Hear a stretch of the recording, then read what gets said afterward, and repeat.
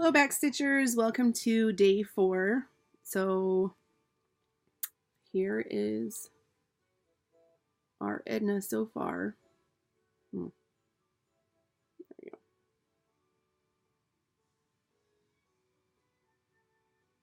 So now we're just going to do a little touch up.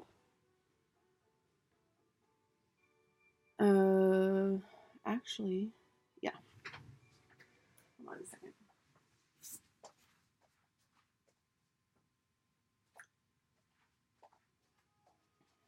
So you're going to take your acetone, and if you have any like fingerprints or like little dust specks, I don't know if you can see, you can just dip your paintbrush and just go over. So when you use acetone to clean up your projects, it's not like splashing water on your face to clean your face. The acetone is actually taking off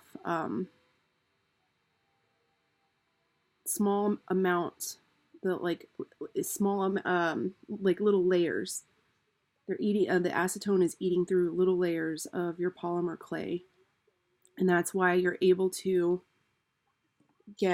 erase basically your little dust specks that are embedded into the clay, or I've actually gotten clay, like different color clay embedded, and I've had to just brush and brush and brush over the same spot to get that color out. But like the bad thing about it is that like I said before, it is eating away at the top layer of that clay. So if you do it too much, you could end up with like a dip, or it won't like make it soft again, but it can, if you do it too much in one spot, it can like erode that section that you're just going over and over again. That's why when we're working with the clay in the first place, I'm always saying, make sure your board is clean, make sure your hands are clean, because you're trying to eliminate the need to go in and use a lot of acetone to touch up your piece. We're striving to only use the acetone on the top layer to like clear dust spots, or like little fibers that may have gotten in there. Like we're trying to shoot to not have to use the acetone to dig out like a piece of clay that was different color clay that it was embedded into the into your piece, because you didn't clean your hands, or the board wasn't clean, or that type of thing. So, but it is here in case you need it. I do use acetone to touch up things, especially like the face, especially with light. It's so easy to get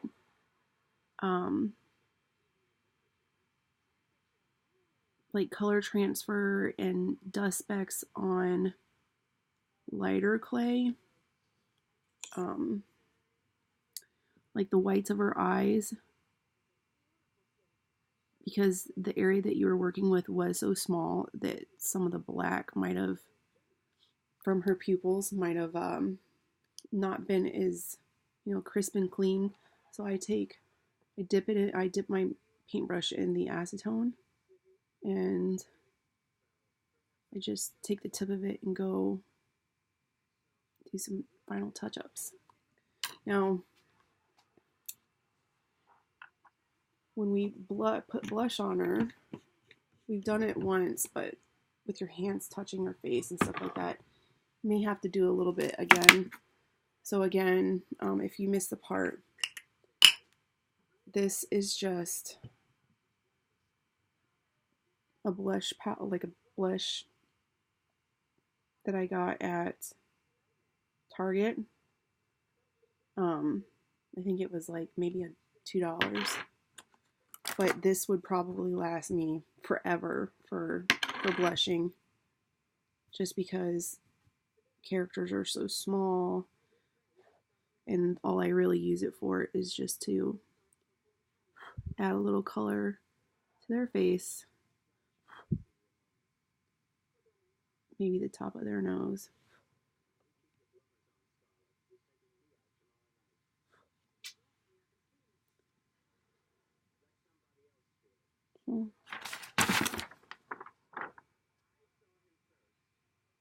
Your cheeks.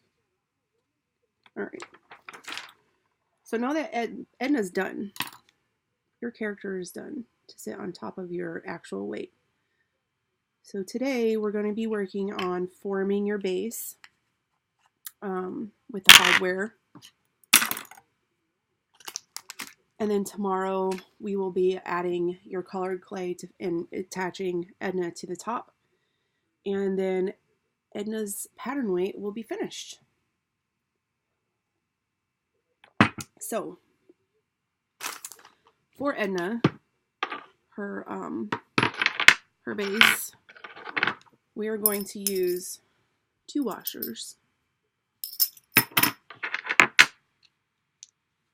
and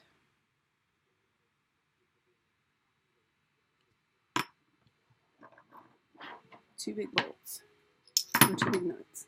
See, the size that we're using. Now I got these from Lowe's, and you can buy them individually, and they're not that expensive at all. I think these were like 22 cents. I'll be able to tell you for sure here in a second.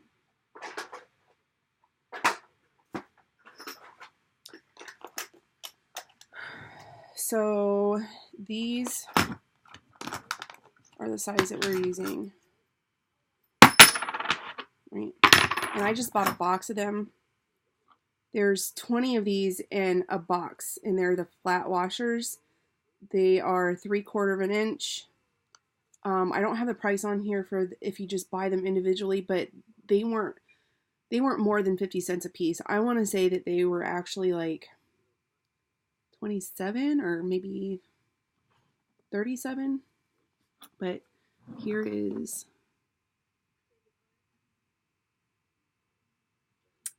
so that's the size of the washers that we're going to be using. And they have really good, I like using these because they do have really good weight to them.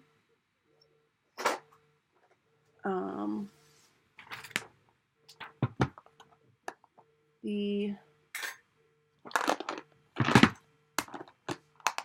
bolts, these are the smaller ones.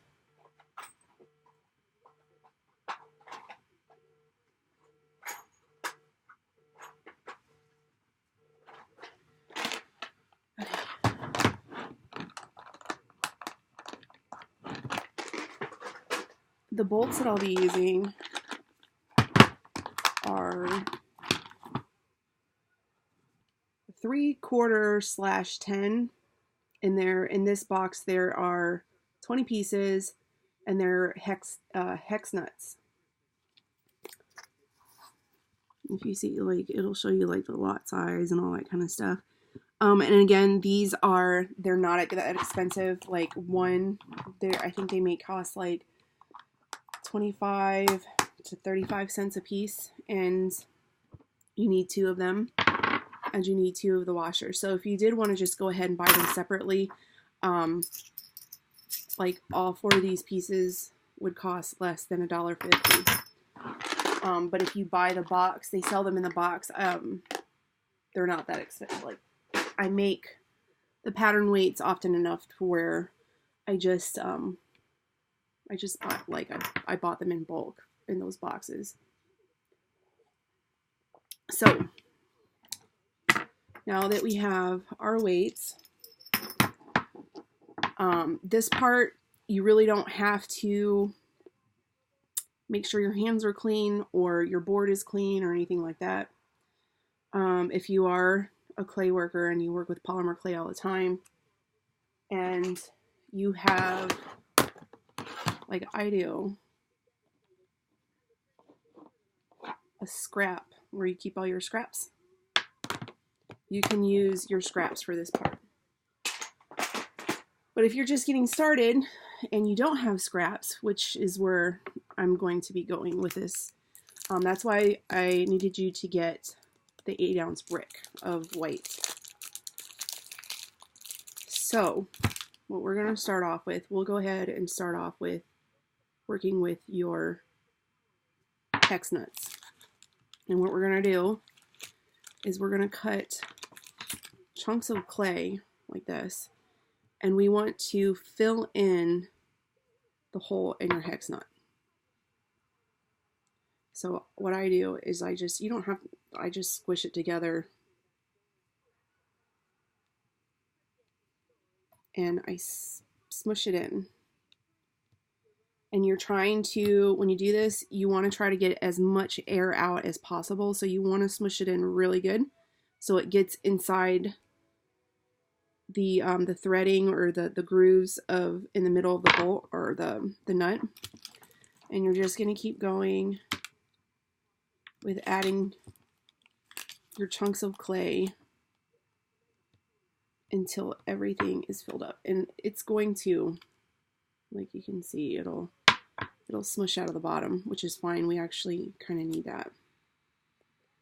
So keep adding your clay, and I just make this and it push it down. It makes it a little bit easier to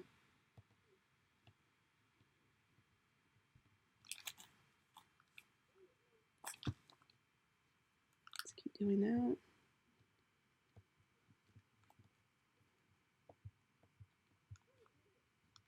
So now that the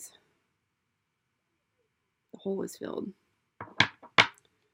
I always take a piece of clay and I smash it flat and I lay it on the top. So this clay and the clay in the middle need to be touching, because when you cook it in your oven, these two will melt together and they'll bond together. So I take and just smash on the top like that. And you're going to do the same thing with your second bolt.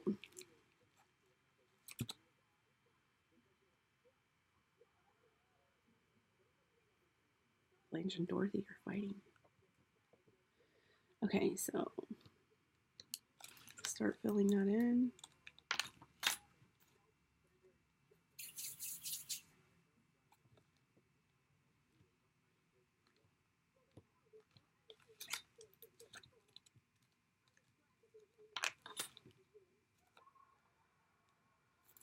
Keep filling your second hex nut.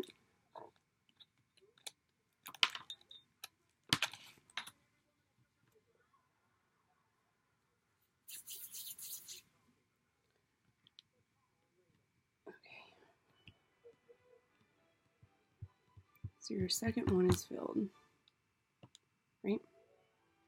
Now what I do is I just take and then line them up. So this flat side, the flat sides are together, and then your angles or your corners or whatever are together. Now you'll see that you want to smash them down together.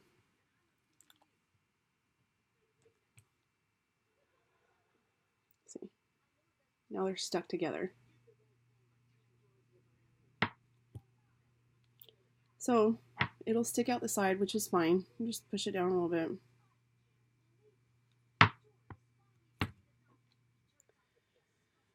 Now,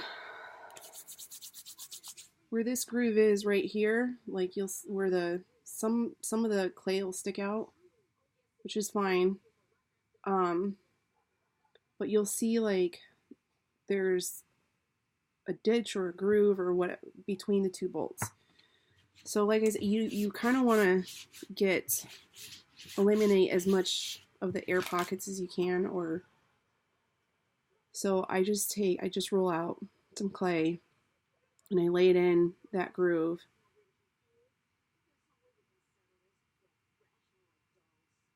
And then lay it in there, right?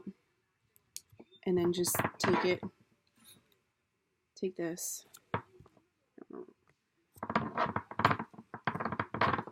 and roll it.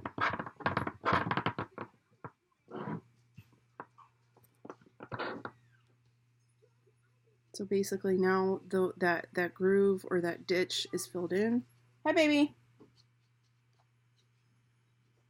My daughter just got home from school. So now that it's filled in, set that aside, and we're going to cover the rest, which you cut off another chunk.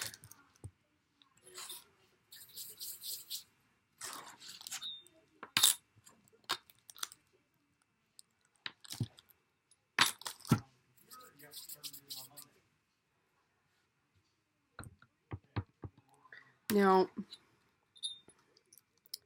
how much you use to cover this part right here is going to be the middle of your spool of thread. So if you want a lot to where it looks like your thread spool is going to be full of thread, you want to use more white clay to fill, because the red that we have wrapped around there, that is just for looks. Like, we don't use the red to wrap all the way around here. We use the white clay to build the bulk of that of the middle, and then it's just like a cake. If you're the cake is the filling, and you're just using the frosting to decorate, and that's basically what we're doing with this. Is we're using the clay and the weight as your cake or your filling, and we're using the color clay as like your frosting. So depending on how full you want your spool of thread to be,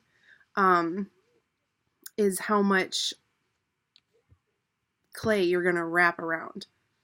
So for me, I don't want my spool to look like it's a brand new spool. I want it to look like it's been used some.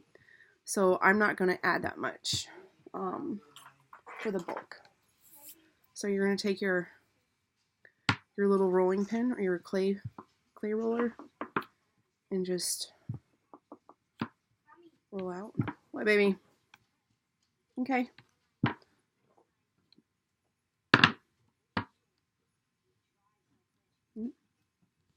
So obviously this is about how thick I want it to be.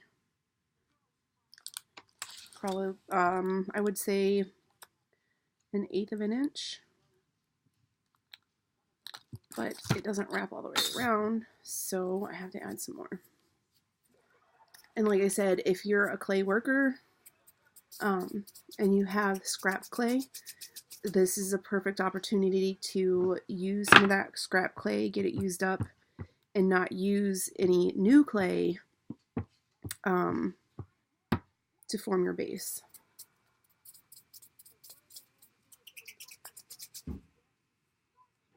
So again,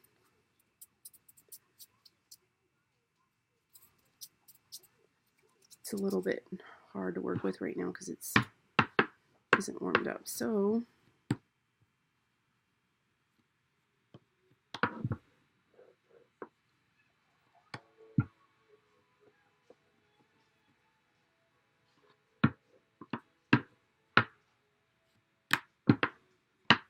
and like I said, this part, you don't have to worry about clay transfer or color transfer.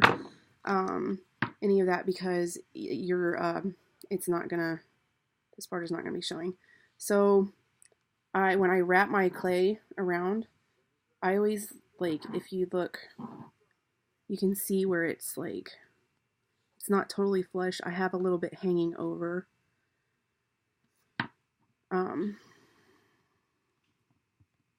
So tuck that part in and then lay this over, and then you'll see that there's some overage, which is good.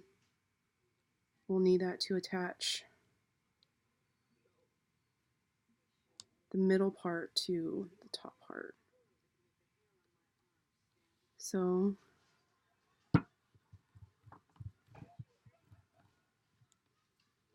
I just roll it all together, and then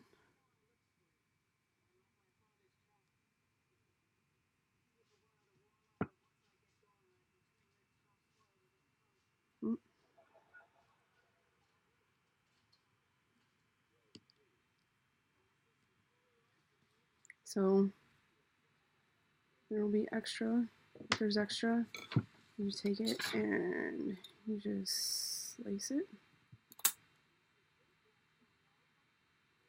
Okay, so we want to make sure that the core of your, right now it kind of looks like a marshmallow. We want to make sure that the core of your spool is straight up and down. It's not like leaning to the side or anything like that. So you just kind of want to smash it a little bit until you get it to where it's, now if there's anything where it's uneven up here, like this would make it uneven, you just want to take a little piece of clay, roll it out to a little disc, and just add it to the top. Now, doing this part is, see that? That's an air bubble. You really don't want that. So what you can do is that needle that you just take your needle and just poke that hole in there, and then just push the air out.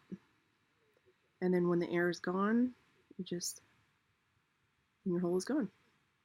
So you want to go through your piece and make sure that all your air bubbles, like right there, just moving around, you can see, pushing it, you can see the air move underneath it.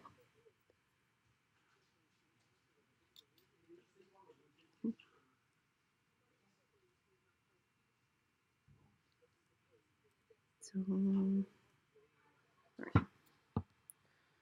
Now,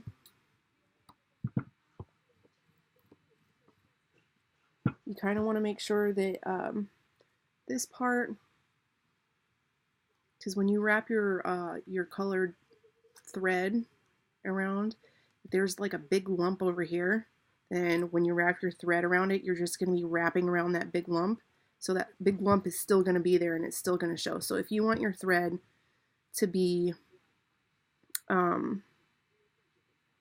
even, like where it just evens, it's even all the way around, then you need to make sure that your base is even. For me, I don't want mine to be even. I want mine to like have a smaller, like where it bulges in the middle a little bit. So what I'm going to do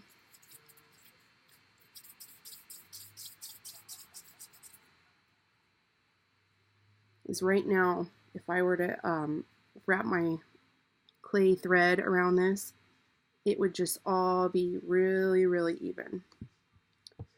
But if you look at the picture, like you can see that in the middle, it kind of bulges out a little bit. So if you want to do that effect, you get some more white clay,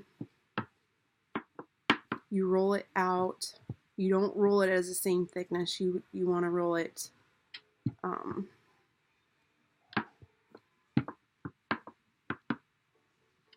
little thinner. Now, what you can do at this point is at the very edges, like your edges here, you can just on the edges, not the whole thing.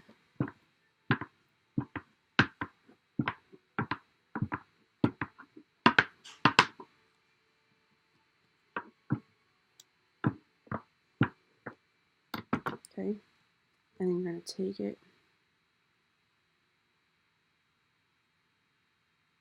in the middle.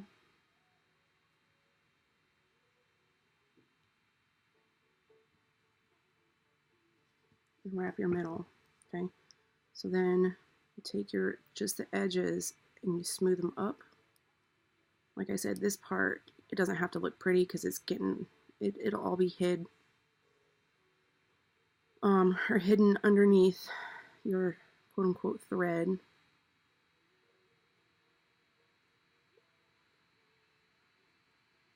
But to make it's like where the thread is laid, when the thread is laid on the top, I do want it kind of smooth because I don't want it to look like steps or stairs. Because if you leave it like that, then it'll look more like a stair than a gradual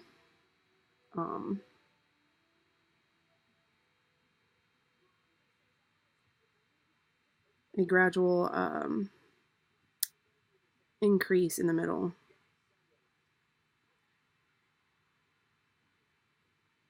So just smoothing the edges down, and right now, like I said, it doesn't have to look pretty. But I do want to make sure that it is even when it sits. It's not leaning or anything like that.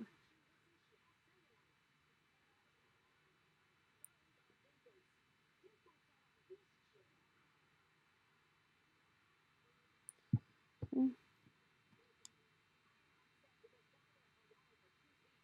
So now instead of looking like, I guess it kind of still looks like a marshmallow, but to me it looks more like a barrel now. Or maybe like a clay pot. So now you can see instead of the sides going straight up and down, they got like a little bit of a curve right here in the middle. So the base for this is now done. And like I said, it doesn't have to look pretty. You can see fingerprints. You got dust specks in there. Really doesn't matter. So we're going to set that to the side. And now we're going to work on this. So same thing as you did before. Obviously you don't have as much to fill, but you want to fill in your center pieces. Making these pattern weights, the most time consuming for me anyway is making the characters, because of the detail that goes into them, and constantly cleaning your hands, cleaning your board to make sure that there's no like color transfer or anything like that. So again, oops, you want to make sure, actually, easier way to do this would be if you cut a chunk off. Now you're going to use probably half this brick. If you're making just Edna, you'll probably use half of this brick for Edna. And then the other, if you're making both, you would be using the other half for Augustus. So, and again, you want to, if you want the base and the top of your thread spool, the wooden part, to be thicker, then you need to make your your base clay thicker. So what I do to start off the base, let's get a piece of your white or some of your scrap clay, roll it out, stick your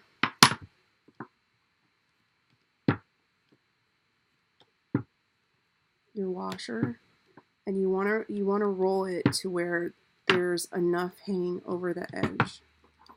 So place that in the middle, and then you fill your, well, we kind of filled the center in a little bit earlier, but you want to take your, fill in your center,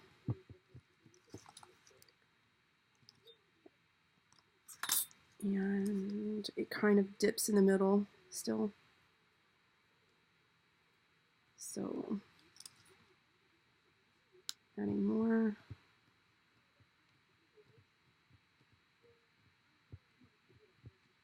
Now, the reason why I said you want to make sure it hangs over a little bit is because you want to take your sides and start covering it, or folding them over. And just like the other, you want to try to make sure that you get your, there's no air pockets.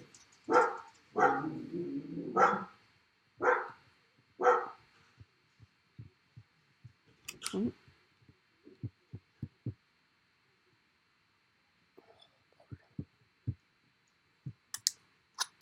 It would have been good of me if I actually did this on parchment paper, or if I just, if it sticks, just take your blade and just, and that should lift right up. At this point, I'm not worried. Well, trying to, you don't have to be perfect about your shape right now. But this one, you do have to, like, because the clay that you'll be covering this with will be thinner than the clay that we use for the thread. You kind of want to make, at this point, make sure that your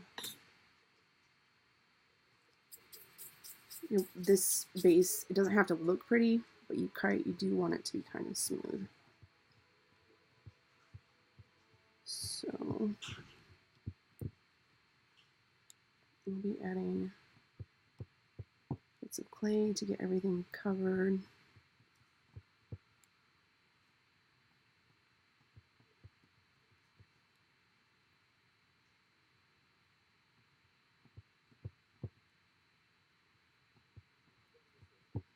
Okay.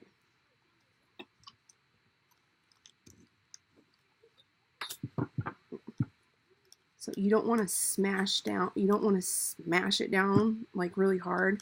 You're just, what you're doing with this is you're gently pressing, because you want to get the wrinkles out. Well, hold on a second.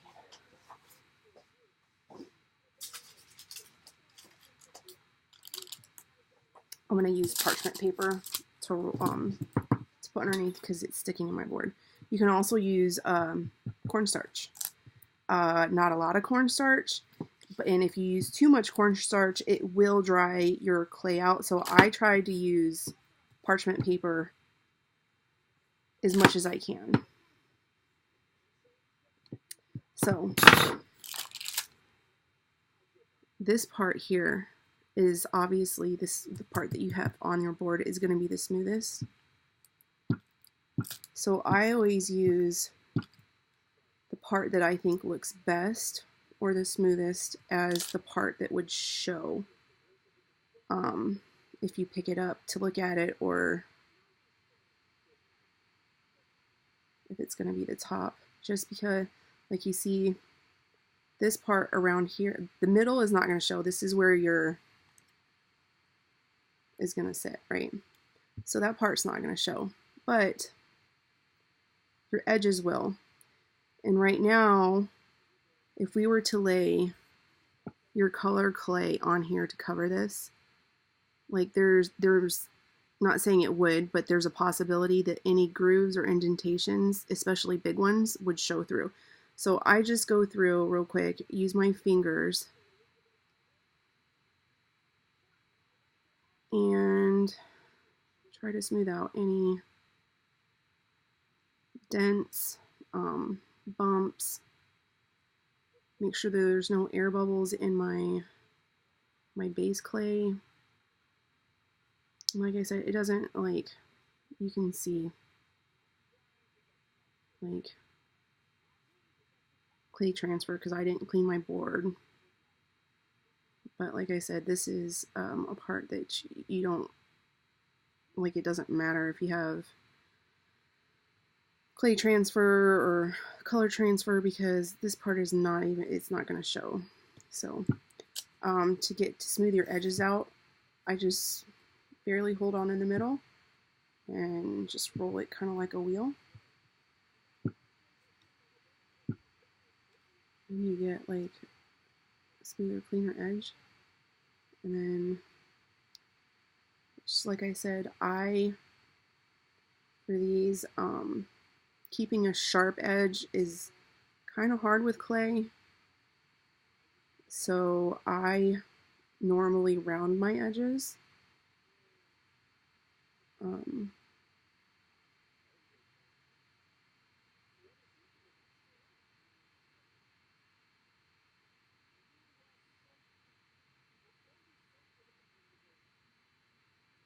So here's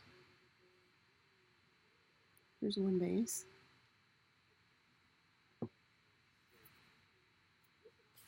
And then now we're going to do the same thing with the other side, your last one.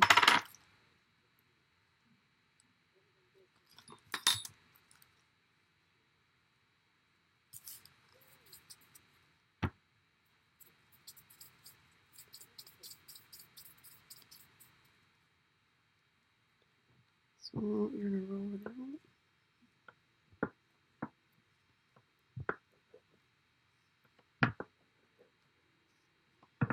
And I already can tell it's not enough. So cut another chunk off.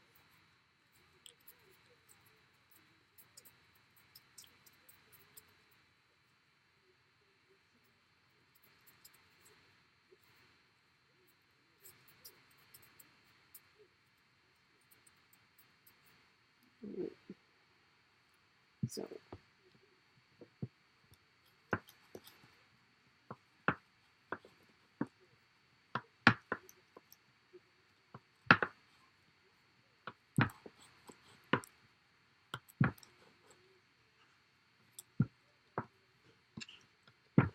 rolling it out.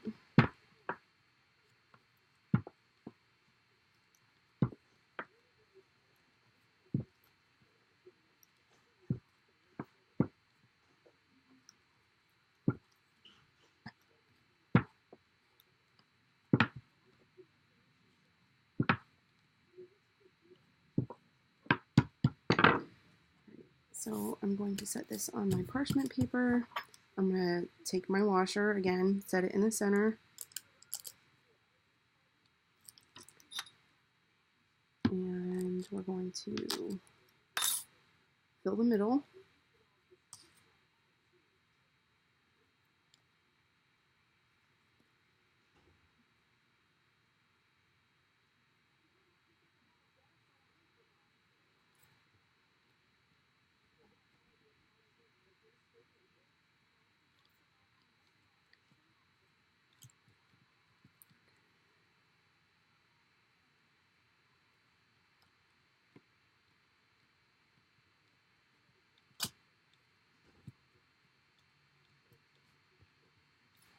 Now, if you got too much in the center, you can always push out a little bit.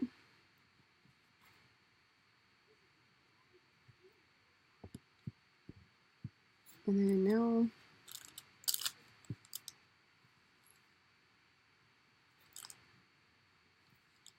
you're going to start folding your edges up.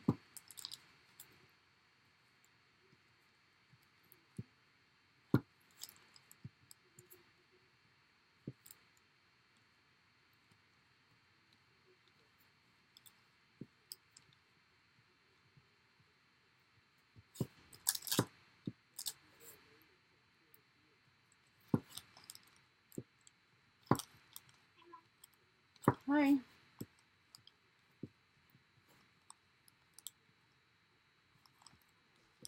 Okay, so we had, when we pushed up our edges up into, because we rolled out enough to where when I pushed up, I can manipulate or work the clay to the center to where I don't need to add any more clay. There was enough to where I could cover the center. Okay, so that's what that looks like now. This is the other side. This is the smooth side, which is probably the side that I will use for the visible. But I still, to get it all one, like,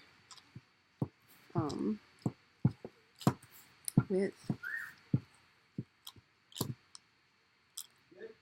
Yeah.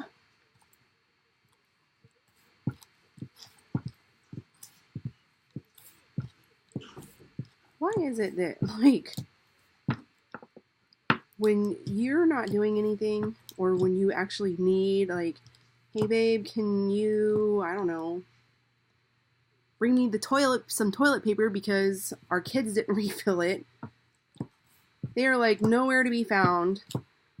But when you're good and you're in the middle of doing something, that's when they are like, hey, is there anything that you need, or are you good, or maybe that's just my husband. Okay, so I'm just smoothing out the edges.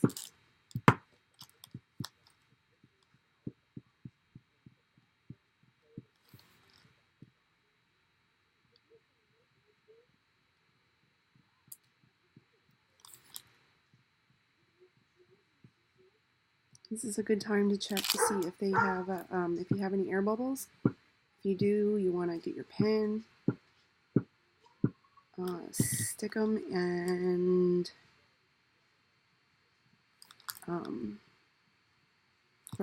rub the grease and flatten it out.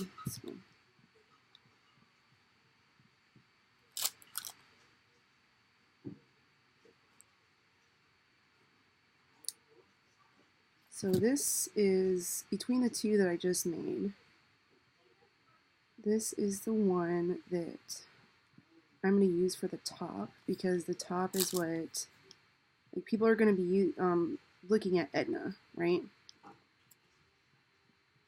So this is to me, this is the better looking one. This will be the top where Edna sits. This will be the under part of the spool. And since this part is going to be the bottom where this is visible, this side looks better, and then this side is going to be what the pattern weight sits on. So it's going to be assembled like this. So now that we got your base, your weights covered, again, you might want to go through, make sure that everything is exactly, or not exactly because you're not cooking it yet, but the shape that you want it.